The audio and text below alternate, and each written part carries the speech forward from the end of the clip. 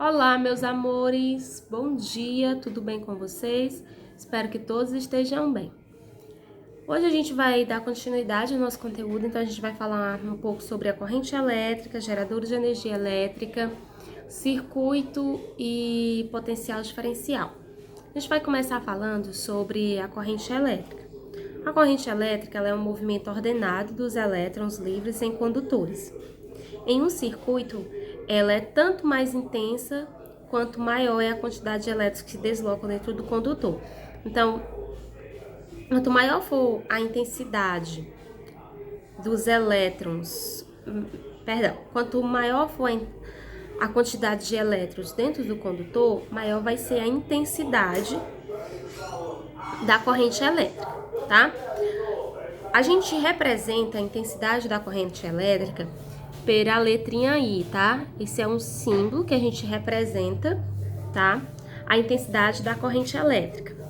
E a corrente elétrica é calculada da seguinte forma.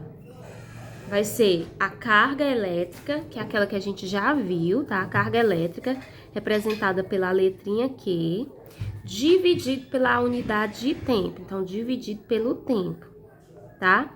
Então, a formulazinha para calcular a intensidade da corrente elétrica é I igual a carga elétrica dividido para o tempo. Desculpa, gente. Ok? Como a gente já viu também, a carga elétrica, né? Ela é dada pela unidade de medida de Coulomb. E o nosso tempo, qual vai ser a unidade de medida dele?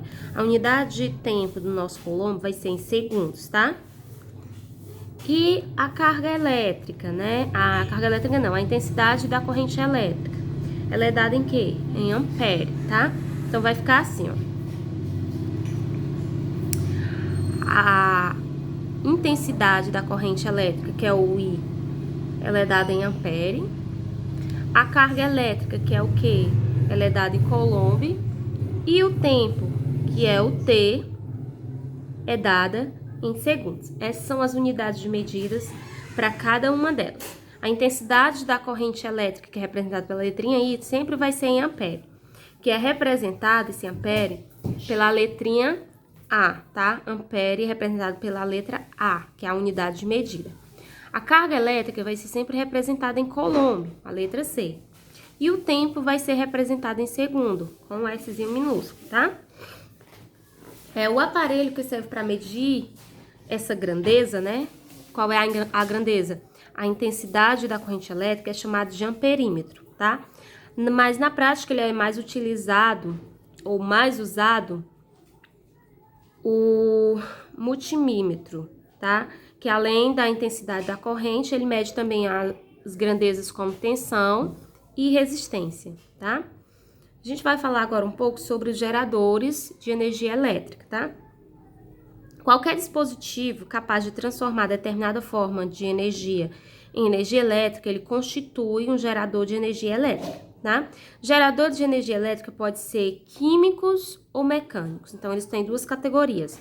Os geradores vão ser químicos ou eles vão ser mecânicos. Os químicos, eles transformam energia química em energia elétrica. Por exemplo, os geradores químicos são as pilhas e as baterias de carros, tá? E os geradores mecânicos, eles transformam energia mecânica em energia elétrica, como os dínamos e os alternadores. Vamos falar agora um pouco sobre o circuito elétrico. O circuito elétrico é um conjunto formado por dispositivos elétricos, que são fontes geradoras e aparelhos consumidores de energia elétrica que se ligam por fios condutores percorrido por uma corrente elétrica. Nós temos dois tipos de circuito, tá? Os circuitos em série e os circuitos em paralelo, tá? Dois tipos de circuito elétricos. Os tipos de circuitos elétricos, eles podem ser montados e configurados de diferentes formas, tá?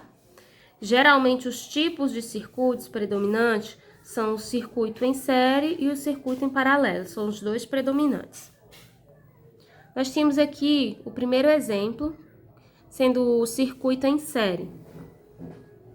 Como a gente pode observar aqui, a gente tem uma pilha, onde nós temos uma carga negativa e uma carga positiva.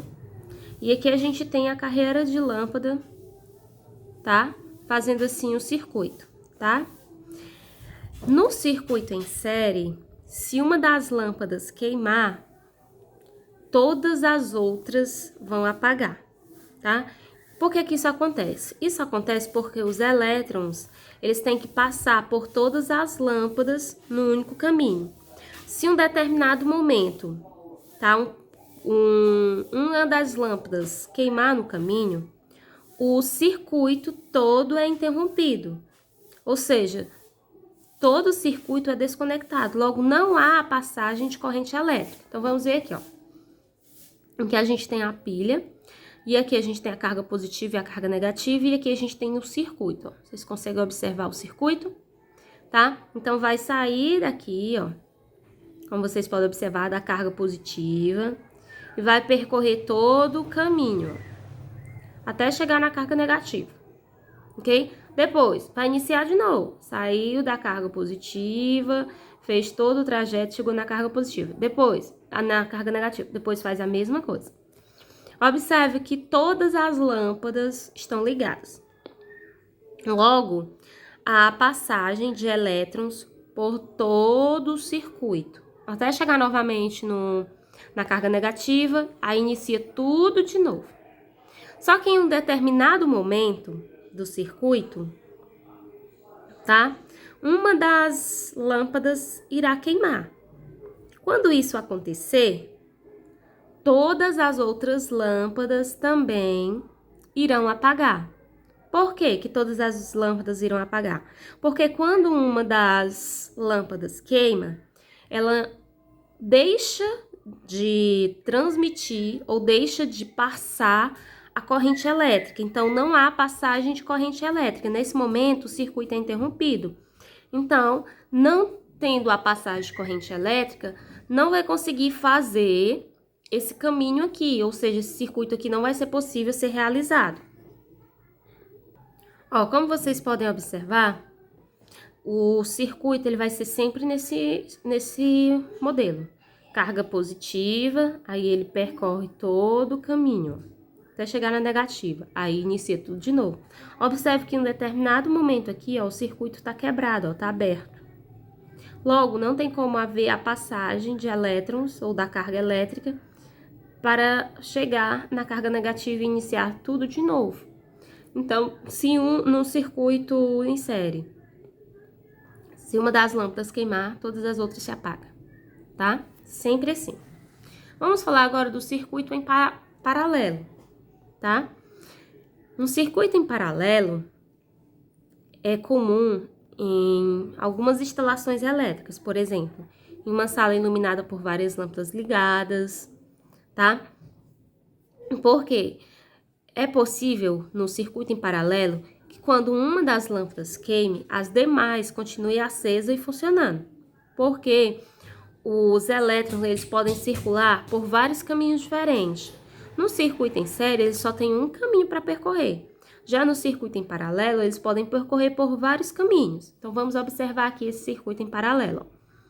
Aqui a gente tem 1, 2, 3 lâmpadas, mas olha a diferença do circuito, tá? Ó, vários caminhos, ó.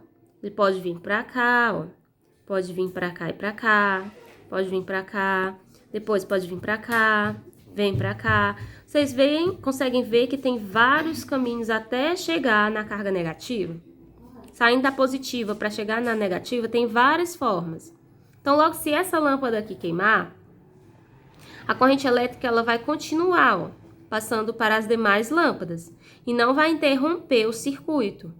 Ó, essa lâmpada aqui queimou, ó, mas há a passagem de energia para todas as outras lâmpadas que estão ao seu redor. Ok? Então, o circuito em paralelo, ele permite que, se uma das lâmpadas queimarem, as demais continuem funcionando. Já o circuito em série, ele não permite isso. Se uma queimar, todas param de funcionar, tá?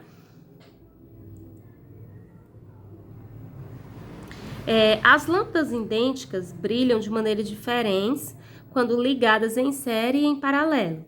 O brilho das lâmpadas é menor quando ligadas em um circuito em série do que um circuito em paralelo. Então, até o brilho das lâmpadas, elas têm diferenças quanto ao circuito em série e quanto ao circuito em paralelo, tá? Quando ele é ligado em paralelo, o brilho das lâmpadas é menor. Quando ligados... Perdão. O brilho das lâmpadas é menor quando eles são ligados em um circuito em série. E quando eles são ligados em um circuito em paralelo, que é nesse caso aqui, o brilho é maior. Então, aqui, ó, o brilho vai ser menor, que é em série, e aqui o brilho vai ser maior. Ainda falando de circuito, o que vocês poderiam dizer a respeito do circuito da nossa casa, né? As lâmpadas da nossa casa. Ele seria em série ou seria em paralelo? Quando uma das lâmpadas da nossa casa queima, todas as outras queimam? Não, né? Então, logo o sistema elétrico da nossa casa, ele é um circuito paralelo e não em série, porque queimando uma das lâmpadas da sala, nem por isso todas as lâmpadas dos outros cômodos vão queimar, não é isso? Vamos falar agora sobre diferença de potencial, em que a quantidade de energia transportada por uma carga depende do tipo de gerador, que no caso mostrado nas imagens da página anterior é uma pilha. Para uma mesma pilha, a energia elétrica fornecida de cada vez a uma carga é sempre a mesma. Os geradores com mais pilhas apresentam diferentes capacidades de fornecer energia elétrica para as lâmpadas e aparelhos elétricos. Para medir essa diferença, estabeleceu-se a grandeza, diferença de potencial, que a gente utiliza como abreviação DDP. Tá? Diferença de potencial significa DDP, também conhecida por tensão elétrica. DDP, ou seja, a diferença de potencial de uma pilha, indica a quantidade de energia elétrica que ela fornece a cada carga. Tá? A diferença de potencial ela é uma grandeza física e eu represento ela com um símbolozinho U. Então, a diferença de potencial é o símbolozinho U, cuja unidade no sistema de medidas é em volts. Então, a diferença de potencial, representada por U, é dada em volts, tá? É a voltagem. O símbolo da diferença de potencial, tensão ou DDP, mede-se em volts e é representado por V, ok? Entre os terminais de uma bateria existe uma DDP de 12 volts. Eu estou dando aqui a diferença de potencial ou a tensão. Entre os terminais da pilha, a diferença de potencial vale 1,5 volts. No caso da tomada doméstica, a diferença de potencial é de 110 volts ou de 220 volts. Os aparelhos utilizados para medir essa diferença de potencial chamam-se de voltímetros.